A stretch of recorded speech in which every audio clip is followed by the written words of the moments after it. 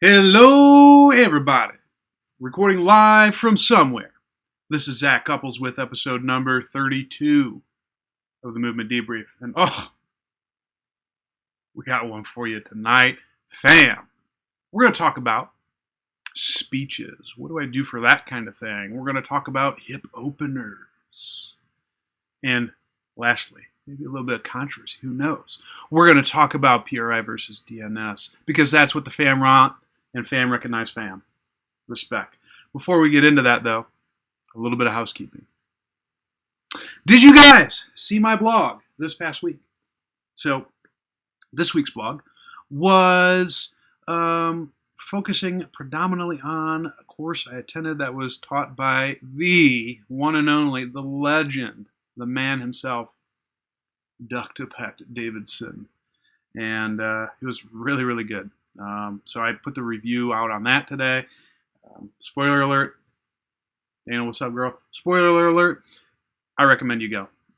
He's a very intelligent guy. I love the way that Pat brings in the basic sciences and ties it to performance, assessment, all these things. He does a great job. I wish I had his knowledge base of basic science and drawing from so many resources. I mean, I really look up to the guy. You guys should look him up too. And his course will be available on video. And I'm not saying that because I make money, because I don't. I'm saying that because it's a damn good course. And in February, at some point in time, it will be available. I will make y'all known when that happens. And you guys should give it a shot and give it a listen to and see what happens. So that is this week's blog. Other housekeeping stuff. Human Matrix. September 15th and 16th. I didn't even have to look it up that time. It's happening. Get ready. In Seattle, Washington, however you pronounce it. I know it's pronounced Washington, but I had a teacher in PT school who always did Warsh. And so now every time it's Washington. That's the story behind that. So you guys should check me out there. It'll be fun. I'm hoping it'll be good. I was working on it this past weekend a little bit, some of the slides and all that jazz. So it's already in preparation, folks. Getting serious. So I hope to see some of you there. Other than that, that's really about it that's going on in my life. Products coming out at some point. I haven't started editing yet. I got to get on that. I will get it back to you guys, hopefully sooner rather than later. Life's been crazy, trying to work this, trying to get on that 40-hour grind, trying to get on that, that online grind, all that stuff. And sometimes things go by the wayside. So it'll happen, though. I'll keep you guys posted when the product is released. Other than that, let's debrief, shall we? First question comes from Dana, who is listening in on Facebook. She is a mentee. Rock on. How do you organize a talk/course? How do you get to the point where you are speaking in the land of China? She said China, but I can't say it any other way. And how do you get to the point where you're doing like a 2-day course? So it sounds like, Dana, you want to know, how do I put it together, and then how do I get people wanting to actually listen to me? Those are great questions. So here's how I organize a talk. So I pick whatever topic I think is going to either the audience that I'm catering to wants to hear, or it's something that I'm passionate about, or it's something that someone tells me to talk about. And that is my sole focus, and my goal is to explain the snot out of everything that is related to that topic. And so preparation is the biggest thing. So when I perform some type of talk, I'm going all in on it. And so if you listen to my talks online, here's what the preparation looked like for that. So that's like the practical pain science and respiration revisited. If you listen to those two, preparation was months in advance for both of them. I probably started working on them. I think I found out I was going to the land of China in August, maybe in the summer. So I started doing a bunch of reading, and I'll link a post of mine in here, but just kind of how I build and structure my research kind of stuff. ZachMed. I basically scoured ZachMed, which is all the research that I've collected, and I found topics related to breathing and related to pain, and I just read, and I just continue to read books as needed, or thumb through some different things. So like I read some of Explain Pain Supercharged, because I just got that just came out, and I would just take notes, highlight things, and say, oh, this could go here, here, and here. And so while I'm doing that, I'm already thinking about how can I put this into the talk, or is this going to be relevant into the talk? And so before I even go to slides, I'm essentially writing an outline of everything that I want to talk about. And then the pictures are there to kind of cue me. I try to keep text pretty sparse, which is very different from how I normally do the PowerPoints, or I did in the past, because I was reading some books. I think it's probably have it up here. I'm not going to scour through it. That'll take too long. But there's a good book called Slideology. I need to write this stuff down. Otherwise, I'm going to forget the things I say. And I cannot find a pen for the life of me. One sec. There we go. Okay. So Slideology, really good book. Kind of talks a little bit about how you should kind of structure PowerPoint so they're pretty looking. And one thing they don't like is bullets or any large amounts of text. And so if anything, I would put one sentence on a slide and make it kind of artsy-fartsy. So pictures are just there to kind of jog my memory and to sometimes illustrate a point, because I can't talk you through respiratory alkalosis. It's easier to see that with an image. So I first outline, then I write out the PowerPoint, and that's kind of how my process works. Now, when I'm giving a talk, yeah, you have the objectives and all that jazz, but there's really simple questions you want to answer with every talk. Why is this important? How does this work? So mechanisms. And then how do you execute it? And when do you execute it? So your how, what, where. Yeah, I guess you would put where in there as well, which is probably like programming and stuff like that. So let's think about that from, say, my breathing talk. Why is breathing important? Well, besides research showing that if you don't breathe, you're going to die, I think that it is a valuable method to restoring movement capability or variability in 3 planes. That's why I think it's important. Why is that important? That's important because if you have an appropriate amount of variability, you get a more evenly dispersed workload throughout the body, less chance of problems, and there's some good research out there showing that if you have that ideal, that sweet spot variability, whatever that is, you're less likely to get hurt, performance likely to improve. So that's kind of my why. Then I kind of go into the how, and the first thing I'm going to do is try to support whatever it is I'm talking about by what I've reviewed from the basic sciences. And so a lot of the preparation involved reading things on breathing anatomy and physiology, involved reading pain neurobiology, and a lot of other things. Like there was a great article I read that talks about pain and the nervous system, the immune system, and the endocrine system. And I'll link it in the show notes. But like I want to understand that whatever it is I'm talking about or whatever it is I'm performing has some type of biological plausibility. And that's really where the basic sciences come in. That's why they're important. And we need to understand this stuff. And also, it's a little bit of a personal thing for me because a lot of the people in my circle are really, really good with that stuff, and I'm not. And so I have to make sure that when I'm discussing a topic that I can explain it from the lowest level possible all the way up until we get to like a practical application. Because a lot of times you can use, especially in absence of good evidence or robust evidence, you have to rely on something, and that's where I think basic sciences come into play. And to me, it's just interesting to find that stuff out. So I start with that.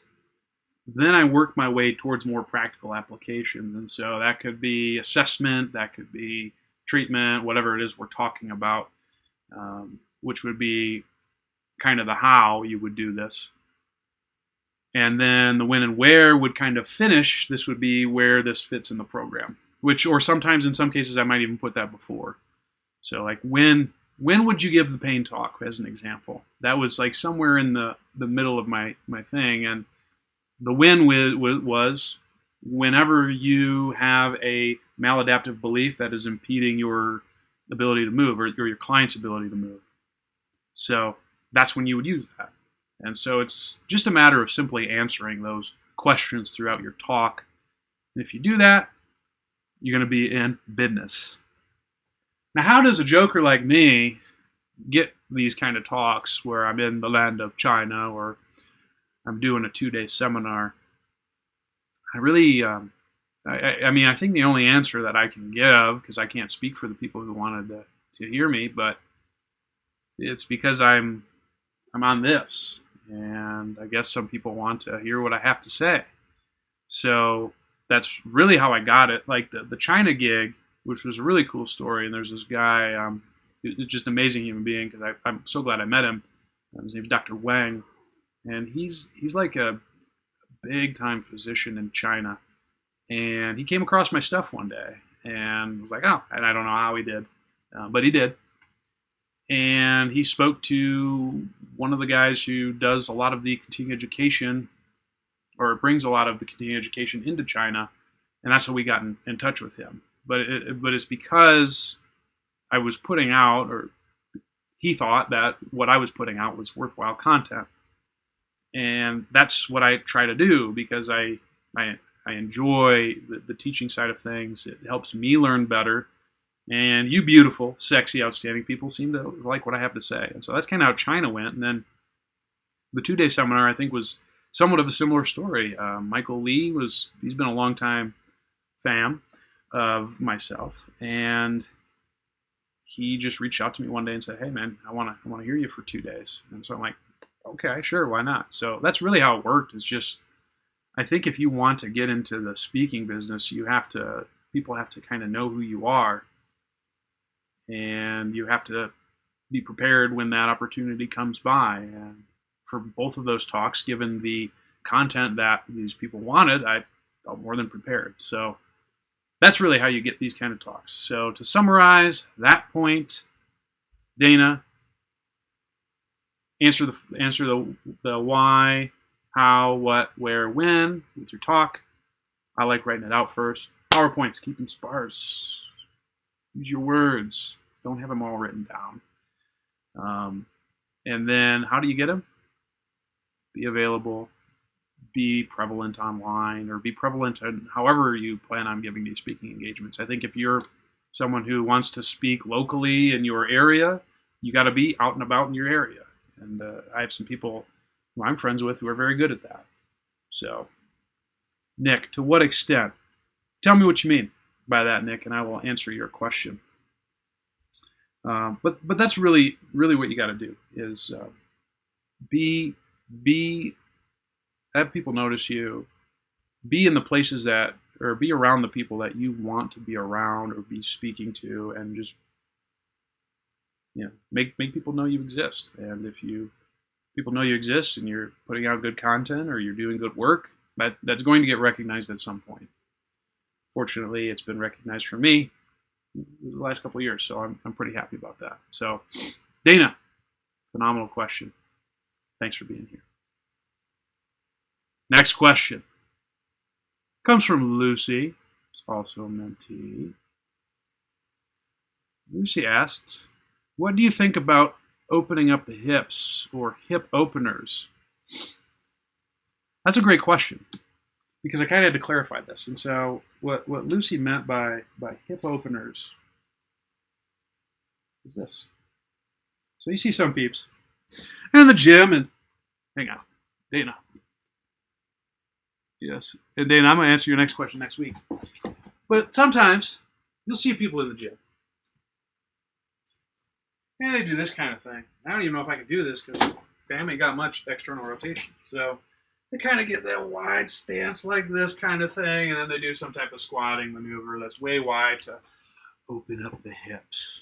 Does this homie play that? Nah. Here's why. So first off, the only time you're really going to squat like that, because I was thinking about this, because that's just something I never use, because to me it goes up against a lot of what I know with squatting, and Ben Fergus did a great guest post on my site, which I'll link, regarding squat mechanics. But the reason why one group does that type of squat, and not even to that extent, and that's power lifters who are geared up, is because it shortens the range of motion. And does it open up the hips? I would say that it most certainly does not, because when you go, if you look at how innominate position and hip rotation go together, if you do a substantial degree of external rotation at the femurs, it's going to create a larger amount of anterior pelvic tilt. And I can link the one study that I read that kind of demonstrated pelvic tilt and hip rotation. But when you externally rotate to a large degree, the pelvis tips a little bit forward. So if the pelvis tips a little bit more forward in anterior position, and I got these femurs that are externally rotated, and I go into flex, I'm going to bump into end range a lot sooner, because the innominates can't clear the femurs, and so you get a bony impingement at the end range position. Really, the only option then at that point, if you need to still achieve depth, is to create some type of anterior capsule laxity, because that's the only place that you can go to try to get more motion out of it. So I don't really use that type of maneuver for that very reason. And I was really trying to think of, because I am biased in that degree, I was really trying to think of an example in which that would even be warranted. And I think the only time, and I don't even know if this is the case because I just haven't worked with many geared powerlifters, is maybe geared powerlifting. Doing something like that is warranted because it's a similar position. But to me, you're not opening up hips. You're opening up hip capsules maybe, or anterior structures of the hip, but you're not opening up hips. If you really want to open up hips, you got to go after the booty. You got to go after the back side of things, because if I can get a posterior tilt, that clears me a little bit of space to really drive down into the bottom position of the squat. So I'm not doing that, this kind of position, the J-Lo sort of thing, and then trying to get down. I can only get that far. But if I narrow my stance, do my best Michael Jackson impression, Shimona, and then I descend into the squat, I can achieve much greater depth. And the reason why? Clearing room for my femurs, 1. 2, I got way more things that can create extensibility back there, so glute max, all these types of things. That, to me, that just makes an intuitively much more sense, especially if I'm in that externally rotated anterior pelvic tilt position. When I'm doing that, I have no other ranges of motion to go. I can buy a little bit more space in multiple planes if I can shift into the backside of my hips. Nick asked a question regarding that. What about pigeon and posterior capsule stretch, or the modified hurdler? I gotta check this. Nick, what about pigeon stretch and posterior hip capsule stretches like the modified hurdler? So this actually follows what I'm suggesting if you want to open up your hips. I think any of those are totally fine. I'm not one to use the modified hurdler position a lot. Although, actually, you kind of bring up a good point. I'm wondering if that would, if I have someone who has limited hip internal rotation in sitting, if that might help, since you figure you're getting a inferior glide in that activity. But, whereas a lot of times the stretches that we gear to are more of a posterior glide of the femur, that might actually work. I have to think more about that, Nick. But typically in those cases, I will be squatting them as opposed to doing something like that. But like, I would much rather the things that Nick is suggesting, which is like a pigeon stretch, posterior hip capsule stretch, or something modified hurdler. If you go after the posterior and the inferior aspect of the hip, you generally get more access to degrees of freedom. Because as the pelvis tips forward, you lose hip internal rotation. You lose hip internal rotation, that means you're also going to be losing some hip extension as well. You're going to lose some hip adduction. So you're losing degrees of freedom in 3 planes. Why? I tip forward, that kicks up concentric activity of the hip flexors. I can't get as much posterior hip extensibility, which is going to limit adduction and IR. If you look at the anatomic investigation of the Ober's test, you'll see that. Those two things kind of go hand in hand. I'll link that in the show notes. So go after the backside of the hip if you really want to open up the hips.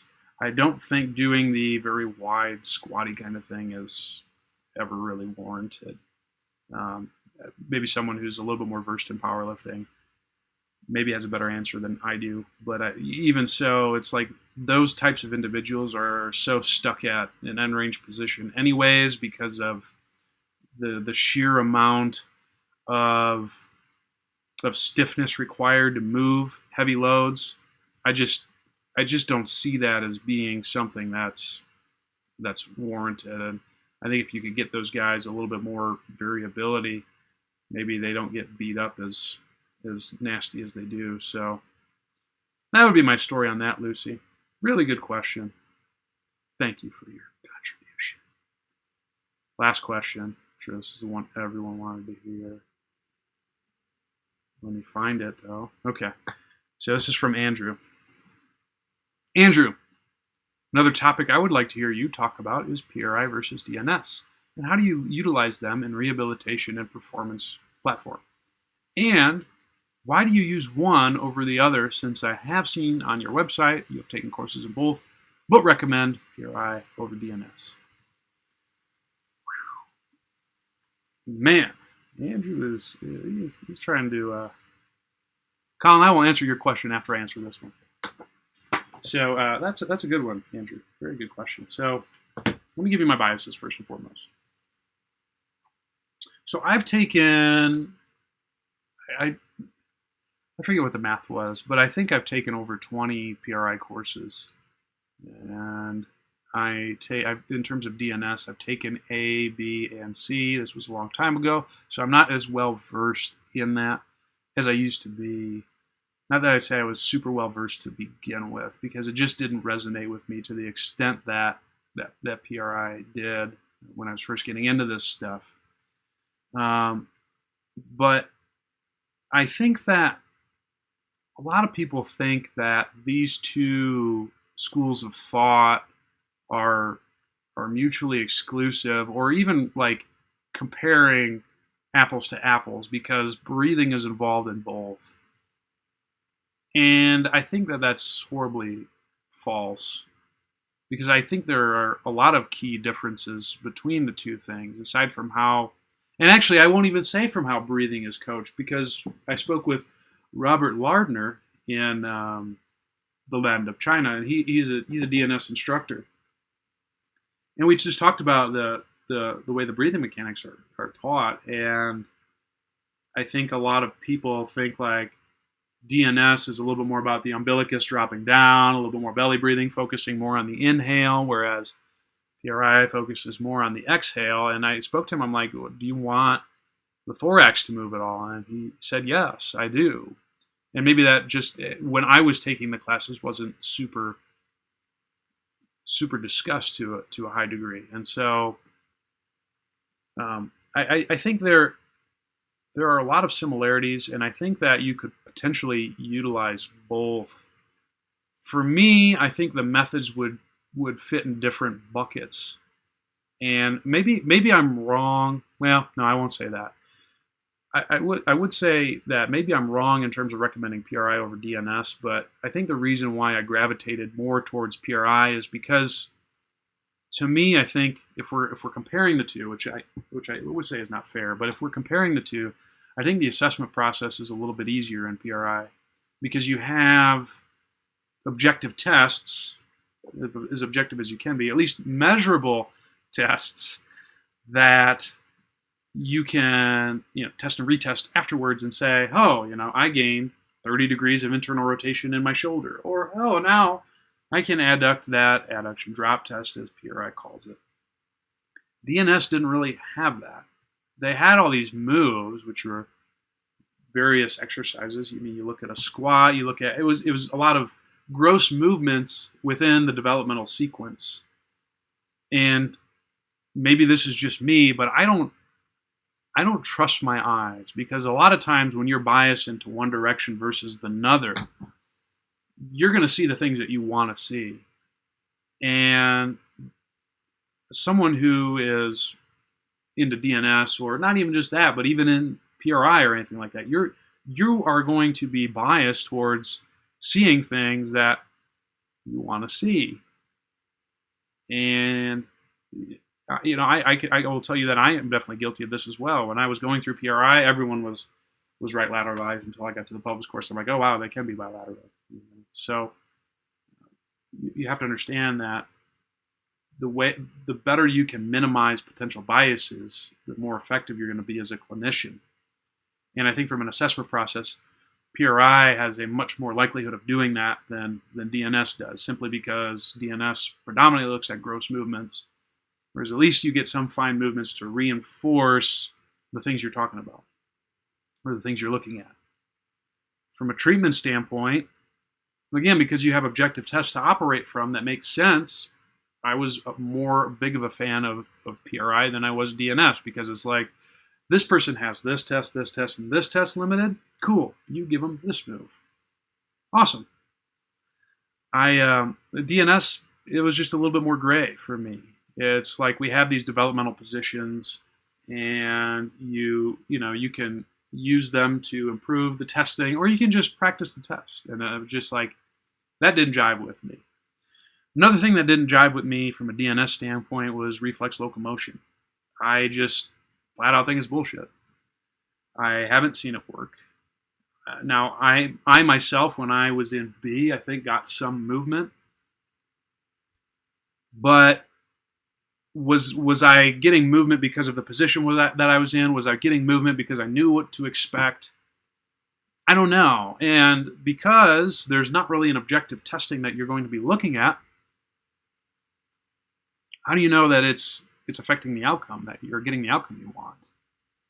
And I don't know. And that's the problem if you look at either of these things mutually exclusive, or exclusively, I should say. So do I think DNS has merit? And this is where I say, like, it's probably not fair to compare the two things, because I think a lot of the developmental positions that DNS utilizes are really good to base a lot of exercises off of. Using half kneeling, using a squat position.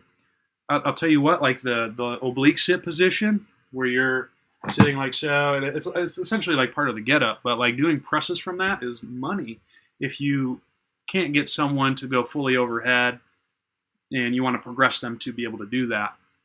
So like those types of things I do utilize, and you can also utilize those progressions as some form of graded exposure towards standing loaded based activities. And so like I think DNS does a better job of that than say PRI does, because you're not going to be doing these all shifty crazy things that PRI does when you're under super heavy load.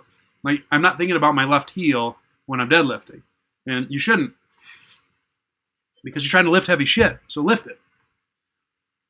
So like I don't think that we have two things that you are either a PRI person or a DNS person. And if you talk to me now and you held a gun to my head, I would say ideally I'd want you guys to be neither people, because no system has all the answers.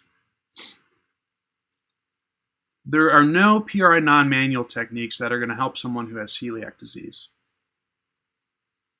In the same coin, there's no amount of sleep that you can get that's going to fix the valgus collapse that you have on the squat. . Just as you can't out-eat insomnia. if you want to make true appreciable change with someone, not just from a movement standpoint, but from a person standpoint, you have to transcend commercial models and transcend systems and develop something of your own that's going to be meaningful to the person that you're working with in front of you. And that's where a lot of these commercial models falter, and I'm sure mine will included. Although that's what I ultimately see myself trying to do with all this, is I want to get to a point where we can find what's most effective from a movement-based standpoint, what's most effective from a sleep standpoint, nutrition, all of these things that we know have a large systemic effect on people. How do we do that in such a manner that we can all replicate that to some degree and have wiggle room to work with our individual clientele? Like, that's the real question that we have to answer. It's not a matter of what 3 or 4 letter system is going to be best for you. It's a matter of what are the multiple different ways that you can help your people. Do you have objective tests that can point you in a direction that allows you to help those people? And can you make sure you are addressing the right buckets and all of the things that are going to positively impact that person to help them reach their health and performance goals? So, like PRI doesn't have all the answers. DNS doesn't have all the answers. I sure as hell don't have all the answers. No one does. That's why you have to get a few answers from everyone. Do it in such a manner that you can replicate and you can carry out with your patients and clients and just get people better and help them meet their goals by any means necessary. So, Andrew, phenomenal question. Chitty Chang, do you have an ultimate goal kind of like Pat Davidson's? Yeah, I mean, I got goals, man. I got a lot of goals. I mean, there's things I want to accomplish.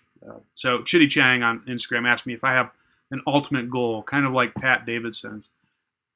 I think there's things that I want to accomplish, but well, here, let me do this. Here's the answer I want to give. I just don't know how this is going to happen, but my ultimate goal is I would like to impact a lot of people and make this place a little bit better, this being world, a little bit better than when I came here. So that's kind of my goal. I don't know how I'm going to achieve that. Maybe it's through this, maybe it's through something else. I don't know, but like that's really what I want to do. That's my goal. Katie, what are you saying, Katie? Let me read you.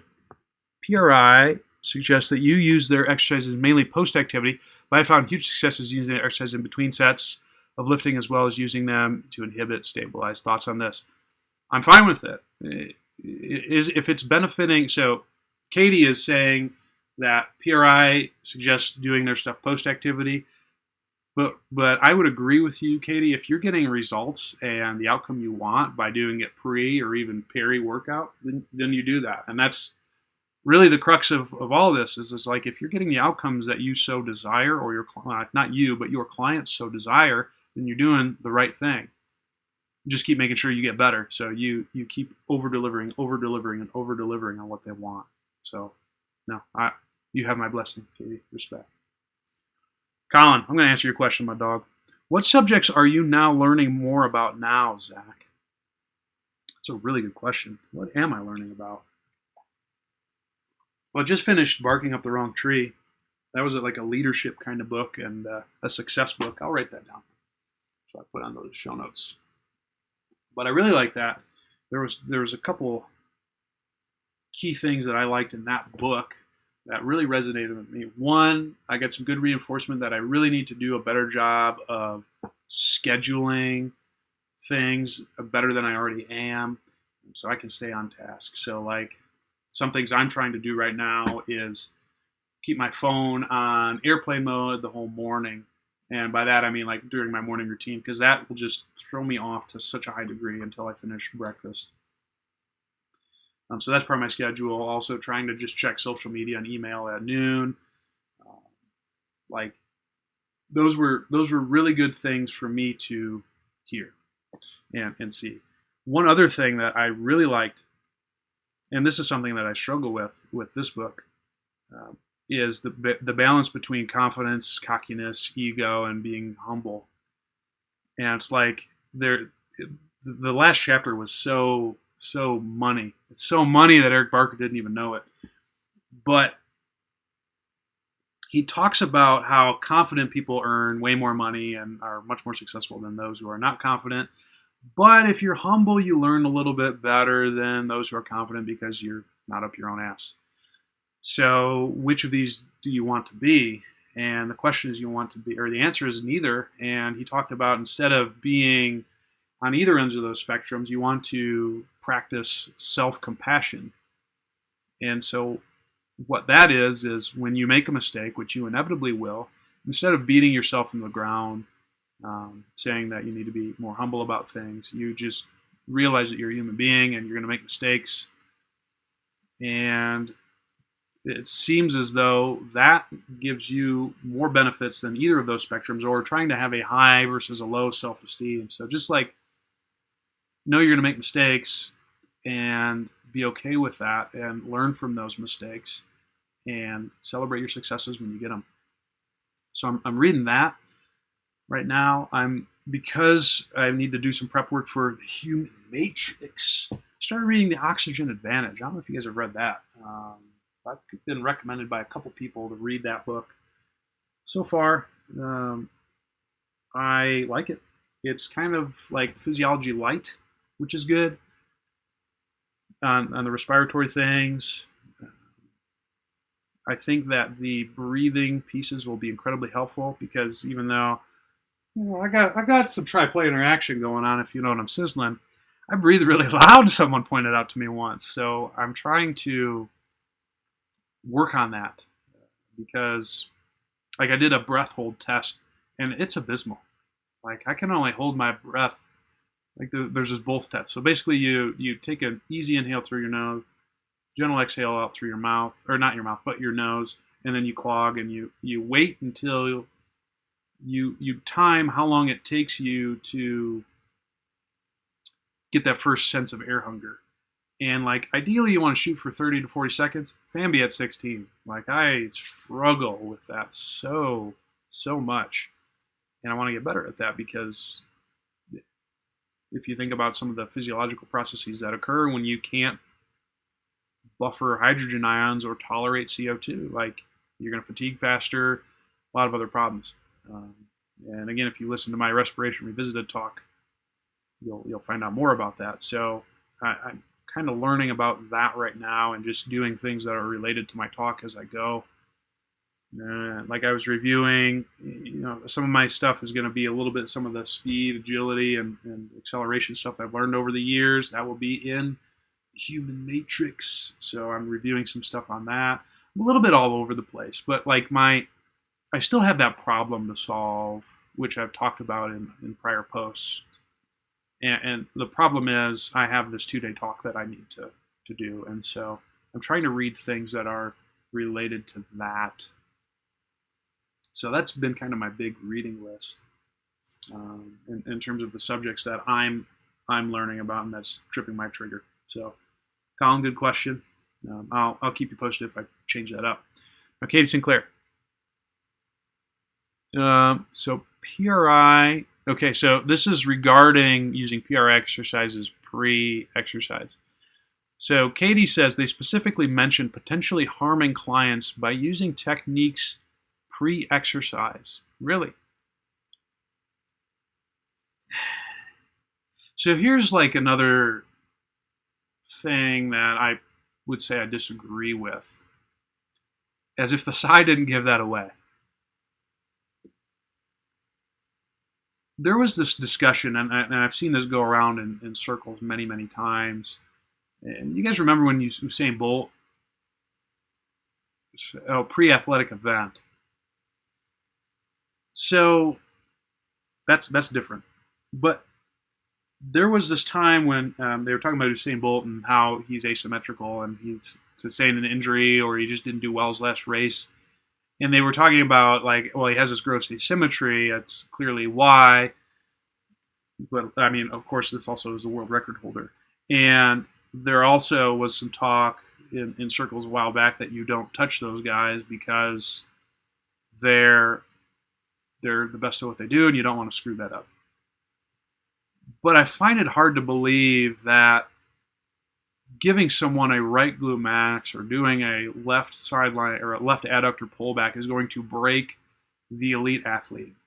Like, are you kidding me? I mean, this guy is robust as all hell. He's got genetics that are gifted from the gods. He has enough tissue resiliency to be able to run 100 meters in 9.69 or whatever the heck he's ran it in, or any pro athlete for that matter. And you mean to tell me that a simple exercise like any of the thing that PRI does, or any low intensity based thing, is going to just destroy this person is short-sighted? And I think it horribly false.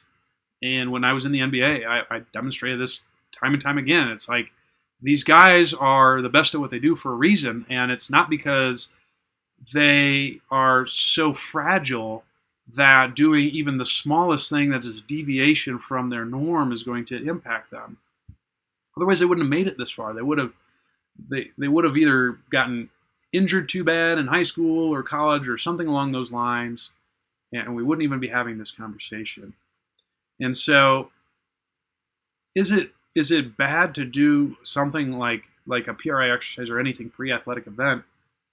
The only time I would say that it's bad is if you have someone who is very routine-based and you're trying to break and throwing that in breaks some of their routine. But I don't think that doing the move itself is going to be deleterious. It's probably breaking up the warm-up cycle of things that is going to be more deleterious than that. So, great question, Katie. It sounds like you are getting good results with what you're doing. So keep doing what you're doing and keep striving to get better results. So point being, getting the right button to Usain Bolt's not going to break the guy. That's it. So it's kind of a little amped up today, a little fired up. I don't know why, but I think that's a good stopping point for us today. I want to thank everyone for joining me today. And I'm sure you're all wondering, Zach, you are so cool. Where can I learn more about you? Glad you asked. First, go to ZachCouples.com. Katie, real recognize real. So go to ZachCouples.com. Sign up for the newsletter, for crying out loud. There's going to be 2 talks on there, almost 3 hours of content, almost 50 pages of notes, a free acute chronic workload calculator. Where have you guys been? Go there now. Seriously, I'll wait. Okay, good. So go there, sign up for that. While you're also there, click the services page. You can work with me 3 ways. First, you need a mentor. Are you having trouble reaching these clients? Do you need a better understanding of some of the stuff I talk about on these things? Are you having trouble making good clinical decisions? Are you having a difficult time programming for your athletes or the general population that you work with if you're a trainer, or implementing some of the stuff that I talk about? I can be your guy. Check out the mentorship page. You can also hook up with me via a movement consultation. What do I do there? Glad you asked. So, for the movement consultation, if you're tight or maybe you kind of got some battle wounds that need a little help with, then I would suggest checking me out. Now, it's not PT, but if you have movement impairments that could potentially influence pain, I can help you with that. We can get you moving in 3 places. We can improve your #movement variability. And I work with quite a few trainers now. I'm up to 4. Those wonderful people at Enhancing Life, Dave Rasco, Method Strength. We got Andy McCloy of BCI, and Bama, and Trevor Lassar. He's out in Portland. You guys should check them out if you haven't heard of them. First off, I also collaborate with those guys and see some of their peeps. And sometimes those sessions go really, really well because they can be my hands. So if you're a trainer and you can't find a good PT in your area and you need someone to just kind of help someone look at some of the stuff that I look at, I can help you out. But even if you don't have that, I can still help you out because I work with a lot of people where it's just we got the camera and we're doing movement and all types of cool things, and had some good success with that so far. We've got some really nice changes. So check me out there. Also, I do online training. If you're post-rehab, Well, hey, you Cohens, if you're looking for a good trainer, I could probably help you because I offer online training. If you post rehab, if you want to work on some fat loss, or if you are an athlete and you want to increase your performance capabilities, check me out. I can help you with that. Once you've done and completely scoured ZachCouples.com, you should check me out on social media. First, Facebook.com/ZCouples. Hit me up there. I also got Zach Couples PT. I keep saying this week to week. I will transition over to that at some point for these live things, so you probably should like my page. I'm also on Twitter. The handle is @ZCouples as well. Sometimes I write things on there. So check me out there. I'm also on the Instagram, baby! Instagram.com. Look me up, Zach, Z-A-C, Couples, C-U-P-P-L-E-S. I post pictures and stuff. Not just PT, but I hike. I do other things. I do sometimes have a life outside of this. Last place is on YouTube. Just search Zach Couples. I think it's youtube.com/user/couples performance, but that's way too long. Just look up Zach Couples on YouTube. You'll find my page. Hit the subscribe button.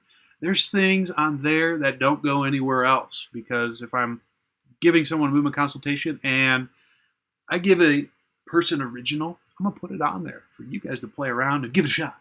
So go ahead and check that stuff out. Otherwise, thank you guys for listening. Fam, recognize fam. I appreciate y'all for being here. Keep it real, but not to the extent where things go wrong. Stay hungry, stay learning, stay moving. And I'll see you next time. Deuces. Can I end this?